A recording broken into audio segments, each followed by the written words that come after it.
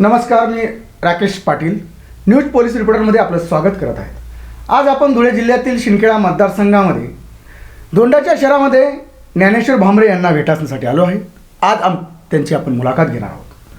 ज्ञानेश्वर भांबरे हे संपूर्ण धुळ्याला काय महाराष्ट्राला देखील परिचित आहेत. धुळे जिल्हा परिषदेचे ते उपाध्यक्ष देखील राहिले आहेत. तसेच त्यांचे खास ओळख म्हणजे 4 जिल्हा परिषद गटातून, वेगवेगळ्या जिल्हा परिषद गटातून ते निवडून आलेले आहेत. त्यांनी माजी आमदार बापूसाहेब रावड यांचा देखील पराभूत केला होता. थोडक्यात जयकुमार रावड यांच्या काकाश्री यांचा देखील त्यांनी पराभव केला होता. नमस्कार आबासाहेब. नमस्कार. आबासाहेब, या शिंदखेडा मतदारसंघामध्ये जयकुमार रावड सातत्याने 4 वेळा निवडून आलेला आहे. एक शहादा दोंडाच्या मतदारसंघामध्ये आणि 3 वेळा शिंदखेडा मतदारसंघामध्ये. आता ही त्यांची 5व्यांदा विजयाचा मार्ग सुकर करण्यासाठी ते निघालेले आहेत. आपण मागच्या टर्मला त्यांना मदत करून म्हणून ते आमदार झालेत. तर यावेळी तुम्ही महाविकास आघाडीचे संदीप बेडसे यांना मदत करत आहात. तर याबाबत आपलं मत काय? यावेळी महाविकास आघाडीचे संदीप बेडसे यांना मदत करण्याचं कारण असं आहे की शिंदखेडा मतदारसंघातील जनतेने असं ठरवलं आहे, गेल्या 20 वर्षापासून या तालुक्यामध्ये जो अन्याय आणि अत्याचार रावळाचा सुरू आहे, त्या जयकुमार रावळाला कोणत्याही परिस्थितीत पराभव करणे गरजेचं आहे. आणि म्हणून माझी जरी अनेक वर्षापासून इच्छा होती, गेल्या 5 वर्षापासून रावळाने मला 2019मध्ये धोका दिला आणि BJPचा मी उमेदवार आणि मेथी गटामध्ये राष्ट्रवादी पक्षाचे नंदू भाऊसाहेब म्हणून यांना उमेदवारी दिली आणि त्यांच्याच एका माणसाला उभं केलं. तेव्हापासून मनुष्य म्हणजे कोण? जितेंद्र सिंग राजपूत म्हणून त्यांना उभं केलं. तेव्हापासून मी असं ठरवलं की या कपटी कटकारस्थान करणारा जयकुमार रावळाचा पराभव करण्यासाठी 2024मध्ये मी उमेदवारी करावी. आणि म्हणून सतत संपर्कात जरी असलो तरी पक्ष माझा राष्ट्रवादी काँग्रेस पक्षामध्ये मी प्रवेश केला आणि राष्ट्रवादी काँग्रेस पक्षाचा उमेदवार म्हणून मी अर्ज पण भरला होता. परंतु या देशाचे नेते आमदार शरदचंद्र पवार साहेब यांच्या आदेशानुसार मी माझी उमेदवारी मागे घेतली आणि संदीपदादा बेडसे यांच्या महाविकास आघाडीचे उमेदवार यांना पाठिंबा दिला. आबासाहेब, जयकुमार रावड सातत्याने कधी 40,000, 42,000, 45,000 अशा मतधक्क्याने निवडून आलेले आहेत. तर आपण मागच्या वेळी त्यांच्यासोबत होते, त्याच्या मागच्या वेळी श्याम सनेर त्यांच्यासोबत, त्यांनी देखील अपक्ष उमेदवारी केली आहेत. म्हणजे 14मध्ये तुम्ही ज्यांच्यासोबत होते त्यांची अपक्ष उमेदवारी, 19मध्ये उमेदवारी होती ते देखील भाजपचे उमेदवार, आणि आता आपण 24मध्ये संदीप बेडसे यांच्यासोबत आहे. तर काय वाटतं आपल्याला? हे बघा, 2014मध्ये मी जिल्हा काँग्रेसचे अध्यक्ष श्याम सनेर यांच्याबरोबर होतो आणि मी त्यांना पूर्ण ताकदीनिशी साम दाम दंडभेद ही मदत केली. त्यावेळेस त्यांनी सांगितलं होतं की 2019ला तुम्ही उमेदवार राहाल आणि मी तुम्हाला उमेदवारी मदत करेल. परंतु त्यांनी शब्द पाळला नाही आणि 2019ला सुद्धा ते स्वतःच उमेदवारी मागण्यासाठी इच्छुक राहिले. आणि त्यांनीसुद्धा जसा जयकुमार रावळ कटकारस्थान करतो तशाच पद्धतीचे कट आणि कपट करून अनेक मित्रांमार्फत मला तेव्हासुद्धा उमेदवारी मिळू दिली नाही. आणि म्हणून 2019च्या निवडणुकीत आमच्या सगळ्यांवर भारतीय जनता पक्षाने फार मोठ्या प्रकारचा दबाव आणला. नानासाहेब हेमंतराव देशमुख यांच्यावर केसेस होत्या, असं ते. परंतु मलासुद्धा नाईलाजास्तव भारतीय जनता पक्षामध्ये JP नड्डांच्या हस्ते प्रवेश करावा लागला आणि 19ला माझ्या पद्धतीमुळेच जयकुमार रावळ हे निवडून आलेले होते. आबासाहेब, आता तुम्ही जे मागच्या वेळी डॉक्टर नानासाहेब, तुम्ही आणि कामराज भाऊसाहेब तर कायम त्यांचेच होते, हे सर्वच्या सर्व तुम्ही आता संदीप बेडसे थोडक्यात महाविकास आघाडीच्या प्रचारात लागलेले आहेत. तरी देखील जयकुमार रावळ म्हणतो की मी 75,000 मतांनी महाविकास आघाडीचा उमेदवार संदीप बेडसेचा पराभूत करेल. याबद्दल आपलं मत काय? त्याला असं वाटतंय, जयकुमार रावळांना असं वाटतंय की या ठिकाणी त्यांनी एक बंडखोरी घडून आणली. खरं म्हणजे जे बंडखोर आज उभे आहेत ते प्रत्येक गावोगाव जाऊन सांगून आले आहेत की महाविकास आघाडीचा जो कोणी उमेदवार राहील तोच आमचा उमेदवार राहील आणि त्यालाच आम्ही सगळेजण पाठिंबा देऊ. असं असल्यानंतरसुद्धा या देशाचे नेते माननीय शरदचंद्र पवार साहेब यांनी त्यांच्याशी 2 वेळा फोनवर बोलल्यानंतरसुद्धा त्यांचा अपमान करून त्यांनी बंडखोरी केली आहे. खरं म्हणजे या बंडखोरीच्या मागचं कारण सगळ्या जनतेला माहीत पडलेलं आहे. नेहमी कट आणि कपट कारस्थान करून जयकुमार रावळे निवडून येतात आणि त्यांना असं वाटतंय की या 2 उमेदवारांमध्ये यांची मतांची विभागणी होईल. परंतु आज मी जे अनेक वर्षापासून राजकारणात आहे, जे मी बघतोय, लोकांची जनमताने हे इलेक्शन त्यांच्या हातात घेतलेलं आहे.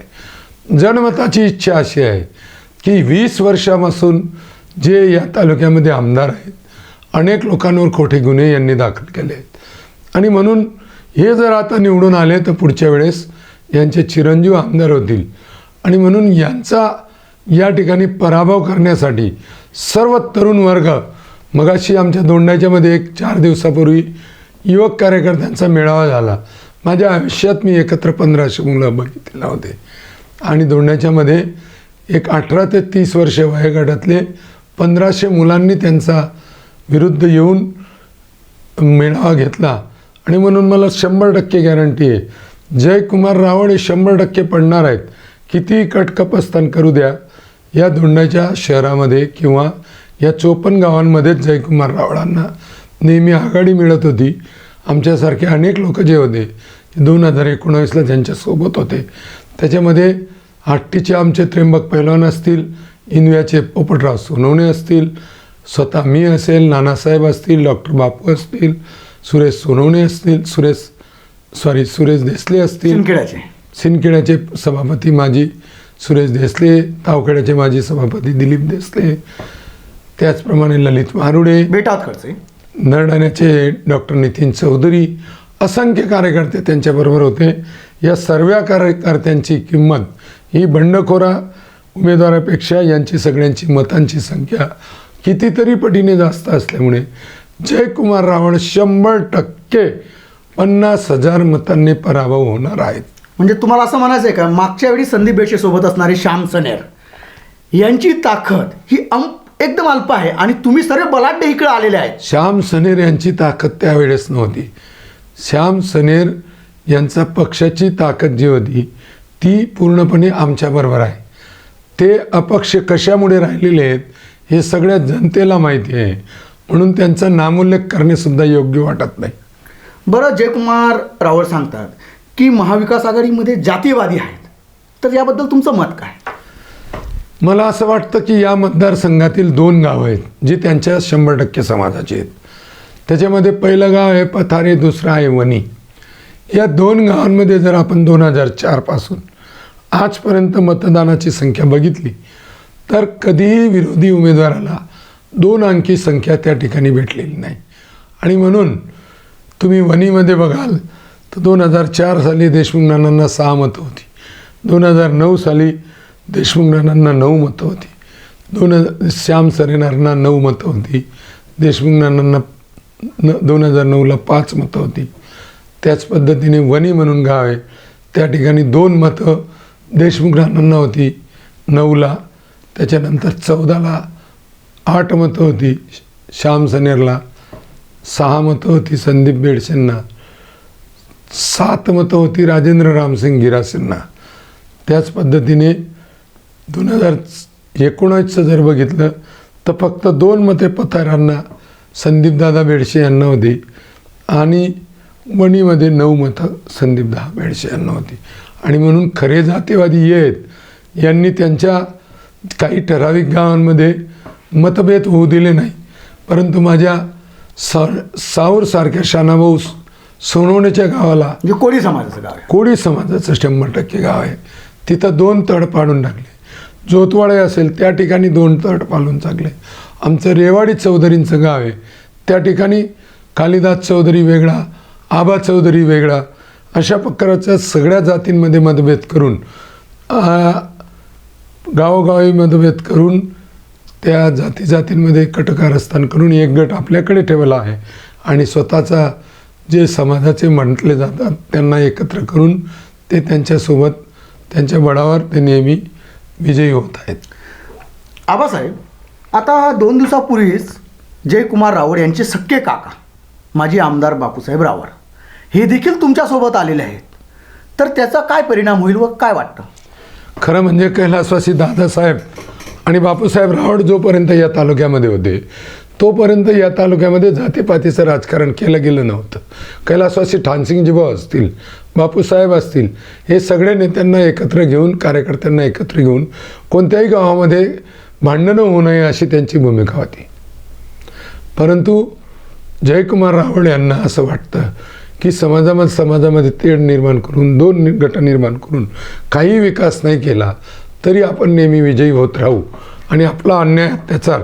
काल बापूसाहेब रावळांनी चिमठाणेमध्ये भाषणमध्ये सांगितलं की माझे वडील आणि मी आमच्यामध्ये कधीही राजेशाही नव्हती, परंतु आज जे चाललं आहे ते राजेशाही आणि हुकुमशाहीने चाललं आहे. माझ्यासारख्या माणसावर अनेक अत्याचार केले आणि म्हणून माझी जनतेला विनंती आहे की संदीप बेडसे यांना विजयी करावं असं आवाहन त्यांनी परवाच्या पवारसाहेबांच्या सभेमध्ये आणि कालच्या चिमठाण्याच्या सभेमध्ये लोकांना केलेलं आहे. जे स्वतःच्या काकाला होऊ शकत नाही ते जनतेला काय होतील हे जनतेने सुद्धा ओळखलं पाहिजे. खरं म्हणजे राजपूत समाजाला पण माझी विनंती की राजपूत समाजाचे ते मंत्री असल्यानंतर राजपूत समाजासाठी मुंबईमध्ये, पुण्यामध्ये समाजातल्या मुलांना, विद्यार्थ्यांसाठी काही प्रशिक्षण घेण्यासाठी काही हॉस्टेल काढले नाही. त्यांची मुलं IAS व्हावी, IPS व्हावी यासाठी नागपूर, मुंबई, पुणे सारख्या शहरांमध्ये कोणत्याही प्रकारची हॉस्टेल वगैरे काढली नाही आणि म्हणून समाजाने ही गोष्टसुद्धा समजली पाहिजे असं माझं मत आहे. आबासाहेब, आमदार जयकुमार रावळ 20 वर्षाची सत्ता भोगत असताना ते म्हणतात की मी उद्योग, शिक्षण, सिंचन आणि आरोग्य या बाबतीत फार मोठं काम उभं केलं आहे. तर याबाबत आपलं मत काय? अत्यंत खोटारडे असे जयकुमार रावळ आहेत. खरं म्हणजे गेल्या 20 वर्षामध्ये या तापीवर 3 बंधारे बांधलेले आहेत आणि या बंधाऱ्यांचं पाणी जर शेतकऱ्यांच्या शेतामध्ये आलं असतं तर शेतकरी अत्यंत सुफलाम सुजलाम झाला असता. परंतु शेतकरी सुजलाम सुफलाम होऊ नये म्हणून या बंधाऱ्यामधील पाणी शेतकऱ्यांच्या शेतापर्यंत आणण्यासाठी त्यांनी कोणताही प्रयत्न केला नाही. दुसरं, उद्योगाच्या बाबतीत म्हणाल तर स्वतःच्या काकाच्या फॅक्टरी बंद करून, 3 फॅक्टऱ्या बंद करून त्यांचे 700 कर्मचाऱ्यांना बेरोजगार केलं आहे. तशाच देशोधडीला मिळवलं.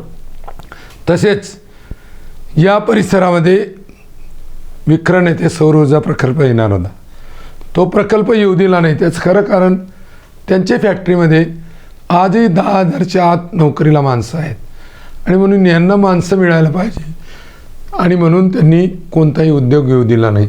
वास्तविक नारळणा MIDCमध्ये जे काही उद्योग आलेले आहेत त्यांच्याकडनं हप्ते घेतले जातात असं माझं स्पष्ट मत आहे. अनेकांना फार मोठ्या प्रमाणात त्रास दिला जातो.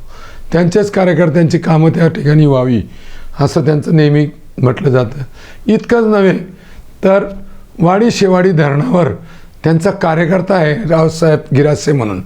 तिथले स्थानिक कोळी समाजाला तिथला मत्स्य व्यवसायाचा कॉन्ट्रॅक्ट न देता त्यांच्याकडून हिरावून रावसाहेब गिरासेच्या नावावर असतो कॉन्ट्रॅक्ट आहे. दुसऱ्याच्या नावावर जरी असला तरी तो कॉन्ट्रॅक्ट रावसाहेब गिरासे हे करत आहे आणि म्हणून अत्यंत भ्रष्टाचारी आहे असं रावळ.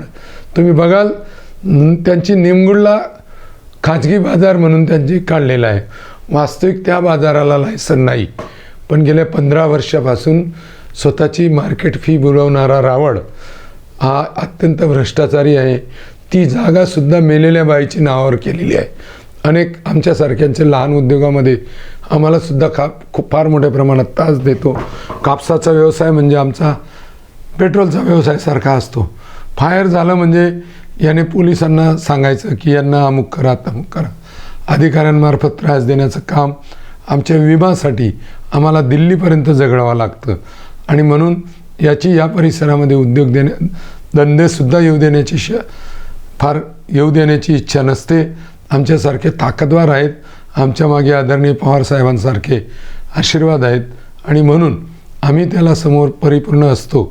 परंतु फार मोठ्या प्रमाणात त्रास देण्याचं दोंडाच्यातील उद्योग व्यापाऱ्यांनासुद्धा अत्यंत मोठी दहशत दोंडाच्या शहरातील व्यापाऱ्यांवर असते आणि म्हणून साधं इलेक्शन पिरियडमध्ये कुणी व्यापारी तुमच्यासाठी बोलणार पण नाही, परंतु मतांद्वारे ते त्यांची जागा दाखवून देतात। मागच्या वेळेस आम्ही सर्व व्यासपीठावर असताना जयकुमार रावळाचे दोंडाच्या शहरामध्ये एकही बूथ लावलेलं नसताना 10,000 मतं समोर संदीपदादा बेडसे यांना होती। आता आम्ही सगळेजण आहोत। दोंडाच्या शहराला 20 वर्षाचा अन्याय आणि अत्याचाराचा स्वतःच्या फॅक्टरीसाठी 55 कोटीचा रस्ता बनवला। दोंडाच्यामध्ये असा कोणताही रस्ता नाही जो 2 फुटाचा RCC कॉन्क्रीटचा आहे, परंतु त्या ठिकाणी त्यांची फॅक्टरी आहे म्हणून 55 कोटीचा फॅक्टरीपर्यंत रस्ता बनवला। हे सगळ्या दोंडाच्या शहराचं लक्षात येत आहे। त्यांची संस्था आहे, त्या संस्थेच्या कॉलेजमध्ये 8 एकर जागा आहे, पण नदी पूर्ण वळून घेतली, ती 16 एकर करून घेतली। असा या भ्रष्टाचारी आमदार आला। त्याची आमदार निधीची जर आपण कामं बघितली 20 वर्षामध्ये, प्रत्येक वेळेस त्यांच्या सद्धारक संस्थेच्या अनेक ठिकाणी त्याच संस्थांना वॉल कंपाऊंड, त्याच संस्थांना कम्प्युटर 25% निधी आमदार निधीचा स्वतःच्या संस्थांना वापरलेला आहे। हे सगळं भ्रष्टाचार त्याचा। महाविकास आघाडीचं सरकार आलं तर नक्कीच आम्ही काढू आणि संदीपदादा हे निवडून आल्यानंतर या सगळ्या बाबींवर आम्ही फार प्रामुख्याने हे करू। आमचे व्यवसाय बंद राहिले तरी चालतील, पण त्याला या सगळ्या भ्रष्टाचारातून जनतेसमोर त्याला नंगा केल्याशिवाय राहणार नाही, असं मी आपल्याला ग्वाही देतो। आबासाहेब, तुम्ही आमच्याकडे मुलाखत देत असताना आमदार जयकुमार रावळ किती भ्रष्ट आहे, किती जुलमी आहे, तो त्यांनी काकाला सोडलं नाही, तुमच्यावर देखील काही जीवित हल्ला मागे केला होता असं ऐकण्यात आहे, त्याबद्दल काय मत? अगदी त्याला माहिती आहे, त्यांनी यांच्यावर खोट्या केसेस केल्या दुसऱ्यांवर, परंतु त्याला हे माहिती हा जिवंत राहिला म्हणजे आपल्याला केव्हाही अडचणीच होईल, आणि म्हणून त्याने 2 वेळा माझ्यावर जीव मारण्याचा हल्ला केला। परंतु जनतेचे आशीर्वाद, माझ्या आईवडिलांचे आशीर्वाद, त्याच्यामुळे मी त्या हल्ल्यातून बचावलेलो आहे। परंतु आत्ता जो जनता त्याच्यावर हल्ला करणार आहे त्याच्यामध्ये त्याचा राजकीय अंत नक्कीच होईल, दोघांचा होईल। दुसरा कट आणि कपट करणारा काँग्रेसचा उमेदवार श्याम सनेर याने सुद्धा मला मुद्दामून उमेदवारी मिळू नये म्हणून असंख्य त्याच्या मित्रांमार्फत आजपर्यंत प्रयत्न केले। त्याच्यात ते जरी सक्सेस असले तरी परमेश्वराने जे काही मला आतापर्यंत दिलं, एक सर्वसामान्य शेतकरीचे कुटुंबातला शिक्षकाचा मुलगा जिल्हा परिषदेमध्ये 4 गटातून निवडून येतो, जिल्हा परिषदेला शिक्षण सभापती बनतो, कृषी सभापती बनतो, याच्यातच माझं मनात समाधान आहे। आणि म्हणून येणाऱ्या 20 तारखेला मी जनतेला आवाहन करतो तुमच्या मार्फत की शरद पवार पक्षाचे उमेदवार आदरणीय संदीपदादा बेडसे यांच्या क्रमांक 3 या नंबरचं बटन दाबून तुतारी वाजवणारा माणूस याला विजयी करावा अशी विनंती करतो। थांबतो। धन्यवाद आबासाहेब, तुम्ही आमच्या न्यूज पोलीस रिपोर्टरला परखडपणे आपली भूमिका मांडली, आपलं स्वागतच आहे। आपण पाहत आहात न्यूज पोलीस रिपोर्टर, आपण त्याला लाईक करा, सबस्क्राईब करा। नमस्कार।